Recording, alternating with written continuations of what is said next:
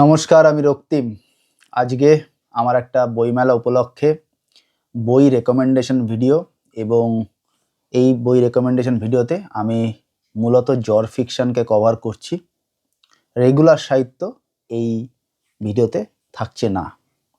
কিন্তু ভিডিওতে যাওয়ার আগে বলি যে এই ধরনের ভিডিও আমি 22 সালের ডিসেম্বর মাস অবধি শেষ বানিয়েছিলাম, অর্থাৎ 23 বইমেলা উপলক্ষে। এরপরে 24 এবং 25 বইমেলায় এই ধরনের ভিডিও আমি বানাইনি। তার কারণ কিছু কিছু পিটফল হয়েছিল, যেগুলো নিয়ে আমি কখনো কোথাও কিছু বলিও না এবং আগামীতেও বলবো না, কারণ এটাই আমার চ্যানেল চালানোর নীতি। তো আজ এতদিন বাদে আমার আবারও মনে হলো একটা বই রেকমেন্ডেশন ভিডিও বানানো যাক। এটার উদ্দেশ্য হচ্ছে এমন কিছু বই যেগুলো আমি পড়িনি, তবু আমার মনে হচ্ছে কিছু কিছু লজিক্যাল বিশ্লেষণের মাধ্যমে যে বইগুলো ভালো হওয়ার সম্ভাবনা অনেকটাই বেশি। ধরে নিন 60-70% আমি নিশ্চিত বইগুলো ভালো হবে, 30-40% একটা চান্স ফ্যাক্টর কিন্তু থেকেই যাচ্ছে। কিন্তু এখানে সেই 22-23 সালের মতো আমি কিন্তু সম্পূর্ণ অচেনা অথরদেরকে জায়গা দিইনি। ওই পিটফল যাতে না হয়, অর্থাৎ সেবারে এমন একটা দুটো বইকে জায়গা দিয়েছিলাম যেটা আমাকে পাঠকরা জানিয়েছিলেন, আমার সাবস্ক্রাইবাররা জানিয়েছিলেন যে বইগুলো অত্যন্ত বাজে বই, এবং আমিও দু একটা পড়ে দেখেছিলাম খুব বাজে বই। তাই না বুঝে না শুনে কাউকে জায়গা দেওয়া যাবে না। অর্থাৎ বইটা আমি জানি না কেমন হবে, কিন্তু লেখককে আমি জানি, লেখকের লেখা আমি পড়েছি, তাকে এবং তার কলমকে আমি ট্রাস্ট করি। তাকে নয়, মানে মানুষ হিসাবে তাকে এখানে কোনো বিষয় না, তার কলমকে আমি ট্রাস্ট করি। এই রকম লেখকদেরকেই কিন্তু আমি কেবলমাত্র এই ভিডিওতে জায়গা দিয়েছি। একটা দুটো এক্সেপশন আছে, সেগুলো আমি যখন এক্সেপশন নিয়ে কথা বলবো ব্যাখ্যা করব। তো চলুন ভিডিওতে যাওয়া যাক। এবং জ্বর ফিকশনের প্রথম যে জ্বর, সেই জ্বর শুরু করব আমি পুলিশ স্টোরি দিয়ে, পুলিশ ফিকশন দিয়ে। এবং পুলিশ ফিকশনে প্রথম যার নাম করব তিনি হচ্ছেন দীপচক্র, সপিজেন বাংলার বই। এখানে এই ভিডিওটা হচ্ছে খুব ইম্পর্টেন্ট ভিডিও, কারণ আমি প্রকাশনার নাম এবং তার স্টল নাম্বার বলে দেবো। স্টল নাম্বার হচ্ছে 547 এবং দীপচক্রর বইয়ের নাম হচ্ছে ডার্ক সিক্রেট। এটা বিবেক সিরিজের চতুর্থ বই।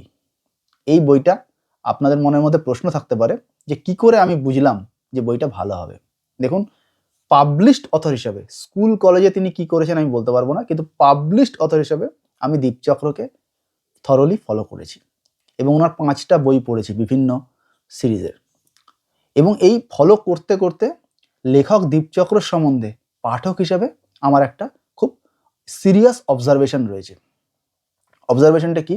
দীপচক্র নিজের লেখালেখির 60%কে কনজার্ভ করেন, অর্থাৎ সেখানে ঠিক উনি যেটা চান এক্স্যাক্টলি উনি ওটাই করেন। অর্থাৎ ধরুন দীপচক্র যখন পুলিশ প্রসেস লিখছেন, উনি ভালো করে জানেন যে আমি এই বিষয়টার একজন বিশেষজ্ঞ, অতএব এটা আমার কারো কাছে শেখার কোনো প্রয়োজন নেই। উনি সেখানে কাউকে দাঁত বসাতেও দেবেন না। অর্থাৎ 60% উনি কিন্তু আটকে দিচ্ছেন। কিন্তু বাকি 40%-এ যদি লেখক দীপচক্রকে আপনারা দেখেন, দেখবেন অত্যন্ত আধুনিক মনস্ক একজন লেখক, যিনি সমস্ত রকম স্ট্যাটাস কোর বাইরে বেরিয়ে এসে তার রিডার্স লফট পেজে বর্তমান সময়ের, সাম্প্রতিক সময়ের সমস্ত রকম লেখকদের লেখা পড়েন, তার রিভিউ রীতিমতো একজন পাঠকের দৃষ্টিভঙ্গি থেকে লেখেন। এটার কারণ কি? এটার কারণ হচ্ছে এখন কি চলছে, পাঠকরা কি চাইছেন, কি ধরনের লেখা হচ্ছে, লেখকরা কি লিখছেন, কিভাবে নিজেকে বদলাতে হবে।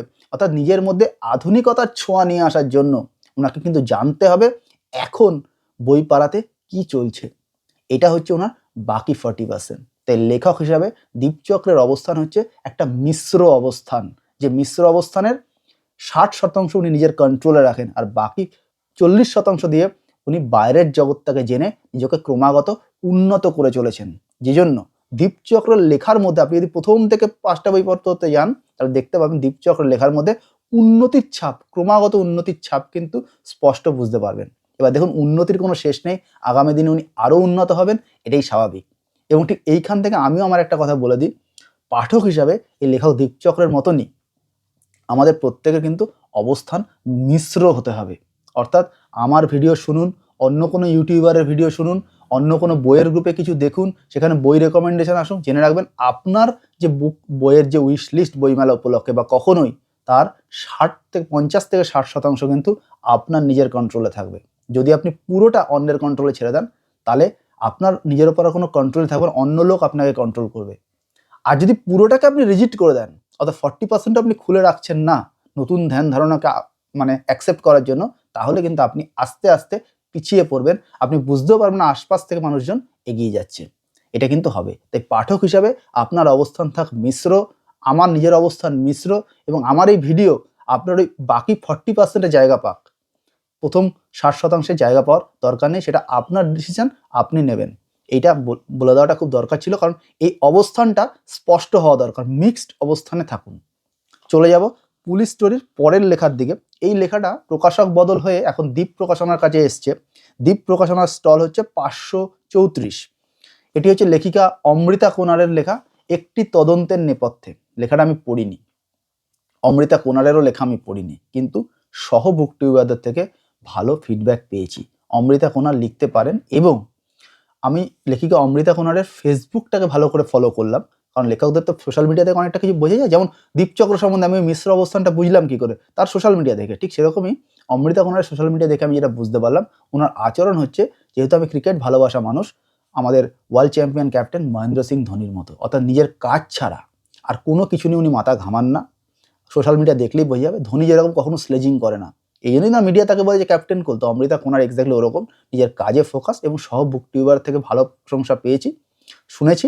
অতএব আশা করি এই বইটা ভালো হবে। একটি তদন্তের নেপথ্যে, এই হচ্ছে বইটার নাম। এরপরে যেহেতু আমি মিশ্র অবস্থানে থাকা মানুষ, তাই মানে ট্র্যাডিশনাল টেস্টেড লেখকদের বাইরে বেরোতে চাই। তারপর নতুনত্ব এবং আধুনিকতাকে বাদ দিয়ে আমি চলবো না, আমার 40% ওই জায়গা রয়েছে। তাই একটা নতুন বইকে জায়গা দিয়েছি। এই বইয়ে লেখা কেমন হবে বলতে পারছি না, কিন্তু জায়গাটা দিয়ে রাখছি। সেটা হচ্ছে বিশ্বাসঘাতক ইন্সপেক্টর সমন্বয় সিরিজ, সৃজয় প্ল্যাটফর্ম প্রকাশনা, এবং প্ল্যাটফর্মের স্টল হচ্ছে 668। এই হচ্ছে প্ল্যাটফর্মের স্টল নাম্বার। প্রত্যেকটা এই ভিডিওটা যে খুব ইম্পর্টেন্ট, আপনারা যদি সেভ করে রাখেন, বইমেলা একদম সোজাসুজি ইনফরমেশন, প্রকাশক, স্টল, লেখক, বইয়ের নাম, এই হচ্ছে এই ভিডিওর উদ্দেশ্য। এবং এই ভিডিওতে আরও কিছু বইয়ের কথা আমি বলতে চেয়েছিলাম, কিন্তু বলতে পারলাম না, তার কারণে এখনও কভার বেরোয় না। আমার মনে হয় যে কভার ছাড়া এই ভিডিওটা ঠিক হবে না, মানে কভার দিলেই আপনাদের উপর সঠিক ইম্প্যাক্টটা আসবে। এরপর চলে যাবো হচ্ছে আমি প্রাইভেট গোয়েন্দার দিকে। প্রাইভেট গোয়েন্দায় একটাই বইকে আমি জায়গা দিয়েছি, কারণ বইটার দুটো খুব পজিটিভ রিভিউ ইতিমধ্যেই এসে গেছে বিভিন্ন বইয়ের গ্রুপে। তার মধ্যে একটা আবার আমার খুব পরিচিত এক বুক টিউবার করেছেন, তিনি পেজেও রিভিউ করেন, এবং তাকে আমি ট্রাস্ট করি। ঠিক আছে, আপনারা এদিক ওদিক খুললে পেয়ে যাবেন। সেটা হচ্ছে বুকলুকের বই। বুকলুকের স্টল হচ্ছে 606, ফার্স্ট চক্র, সিদ্ধার্থ পাল। এটা হচ্ছে প্রাইভেট গোয়েন্দা। সিদ্ধার্থ পালের একটা গোয়েন্দা চরিত্র রয়েছে, শর্বরী সেনগুপ্ত। এবং এই রিভিউগুলো পড়ে আমার যেটা মনে হয়েছে, লেখক সিদ্ধার্থ পাল এই সিরিজটাকে নিয়ে লং টার্মে ভেবেছেন। অর্থাৎ আমার এই ভিডিওতে আমি কেন জায়গা দিলাম বা কেন মনে করছি বইটা ভালো হবে, এটা আমি ব্যাখ্যা করছি। লং টার্মে লেখক সিদ্ধার্থ পাল ভেবেছেন। কি ভেবেছেন লেখক পাল? লেখক পাল বুঝতে পেরেছেন যে লং টার্মে আমাকে টিকে থাকতে গেলে চরিত্র নির্মাণ করে এবং ন্যারেটিভ দিয়ে টিকে থাকতে হবে। রিভিউ পড়ে মনে হচ্ছে সিদ্ধার্থ এক্স্যাক্টলি সেই কাজটাই করেছেন, এবং সেই জন্যই এটাকে আমি আমার এই রেকমেন্ডেশনে জায়গা দিয়েছি। এরপরে যে বইটা নিয়ে আমি কথা বলবো, এই বইটা হচ্ছে একটা হরর বই। এই বইটা এই লেখকের লেখা আমি আগে কখনো পড়িনি। আমি বলেছিলাম একটা এক্সেপশন থাকবে, এটাও হচ্ছে ওই কারণে যে নতুনদেরকে জায়গা দিতে হবে। আরও একটা কারণ রয়েছে। সম্প্রতি আমি আমার যে ফেসবুক গ্রুপ রয়েছে, আমার এবং আমার সহবুক টিউবার আয়ুষ্মান মিত্রের, কলকাতা থ্রিলার ক্লাবে একটা পোস্ট দিয়েছিলাম যে সাম্প্রতিককালে বাংলা সাহিত্যে সংকলন নয়, ওই পুজোবার্ষিকী পেজের 4 পেজ 6 পেজের গল্প নয়, ফুল থ্রটল বড় 50,000 শব্দের কি কোনো হরর উপন্যাস আছে? তো সেইখানে বুকলুক প্রকাশনা, যাদের স্টল নাম্বার হচ্ছে 606, জানিয়েছে যে 70,000 বা তার বেশি শব্দের একটা ভ্যাম্পায়ার হরর গল্প তারা এবার বইমেলায় আনতে চলেছেন। বইটার নাম হচ্ছে চন্দ্রগাসী অর্ক চক্রবর্তী। হররের ক্ষেত্রে এটা কিন্তু একটা খুব ইন্টারেস্টিং বই হতে চলেছে। যারা হরর জর ভালোবাসেন, আমি ততটা ভালোবাসি না, কিন্তু এটা ইন্টারেস্টিং হতে চলেছে, কারণ এত বড় উপন্যাস সাম্প্রতিক সময় বাংলা সাহিত্যে কিন্তু নেই। বিভিন্ন ক্ষেত্রে দেখবেন হররের সংকলন বেরোয়, অনেক সময় অনেক লেখককে জুড়ে সংকলন বেরোয়। সেই বইগুলো দেখবেন হয়তো এক একটা গল্প 10 পেজ, 15 পেজ, 20 পেজ, 30 পেজ, তার বেশি নয়। 200 পেজ, 400 পেজের একটা হরর উপন্যাস সাম্প্রতিক সময় অন্তত আমার চোখে পড়েনি। এইটা একটা চন্দ্রগ্রাসী অর্ক চক্রবর্তী, তাই এটাকে আমি জায়গা দিচ্ছি। আর এই ভিডিও তো চলছে জ্বর ফিকশনকে ডেডিকেট করে, এটা রেগুলার সাহিত্যকে ডেডিকেট করে নয়। এরপরে আরেকটা জ্বর, যে জ্বরে আমার এখন খুব ইন্টারেস্ট রয়েছে, আপনারা চাইলে কমেন্ট করে জানাতে পারেন। ম্যাজিক রিয়েলিজম বা এই ধরনের যা যা রয়েছে, সুরিয়ালিজম, এই সমস্ত কিছু নিয়ে। তো ম্যাজিক রিয়েলিজম নিয়ে আমি একটা বই নিজেও কিনবো ঠিক করেছি, বসাক বুক স্টোরের 424 স্টল নাম্বার শালাহারান, নয়ন বসু। কভারটাও খুব ভালো লেগেছে। এটা ম্যাজিক রিয়েলিজম নিয়ে। ম্যাজিক রিয়েলিজম নিয়ে আমার প্রথম পরিচয় হয় 2 বছর আগে নবপত্রিকায় হাবা দুনিয়া বলে একটা উপন্যাস দিয়ে, সৈকত মুখোপাধ্যায় স্যারের লেখা। এবার হাবা দুনিয়া বই হয়ে পত্রভারতীর বই আছে, সেই বইটা আমি পড়িনি। সেই বইয়ের বাকি উপন্যাসগুলো কিরকম কি আমি বলতে পারবো, কিন্তু হাবা দুনিয়া কিন্তু এক্সেলেন্ট ছিল, অন্তত নবপত্রিকার যে ভার্সনটা আমি পড়েছিলাম। তো সেই জ্বরের ম্যাজিক রিয়েলিজম নিয়ে শালাহারান, নয়ন বসু, এই বইটাকে আমি কিন্তু আমার রেকমেন্ডেশনে জায়গা দিয়েছি। এরপরে হচ্ছে থ্রিলার। থ্রিলারে আমি 2টো বইকেই জায়গা দিতে পেরেছি। তার মধ্যে প্রথম বই, যার স্টল নাম্বার বলার কোনো দরকার নেই, পত্রভারতীর বই, সেটা হচ্ছে অরণ্য ঘাতক, সৈকত মুখোপাধ্যায়। পত্রভারতী আপনারা খুঁজে পাবেন, স্টলের কোনো প্রয়োজন নেই, খুঁজে নেবেন, কোনো অসুবিধা নেই। এবং এটা হচ্ছে একটা বায়ো থ্রিলার, এখানে 2টো উপন্যাস থাকবে এবং এটা পত্রভারতীর পেজ থেকেই জানা গেছে। এবং দ্বিতীয় যেটাকে জায়গা দিয়েছি সেটা একটু ব্যাখ্যা করা প্রয়োজন, সেটা হচ্ছে আবারও লেখক সিদ্ধার্থ পালের লেখা অ্যাডভেঞ্চার থ্রিলার কাঠমান্ডু কনস্পিরেসি। এবং এটা হচ্ছে সিদ্ধার্থ পালের রুদ্র সিরিজের পরবর্তী বই।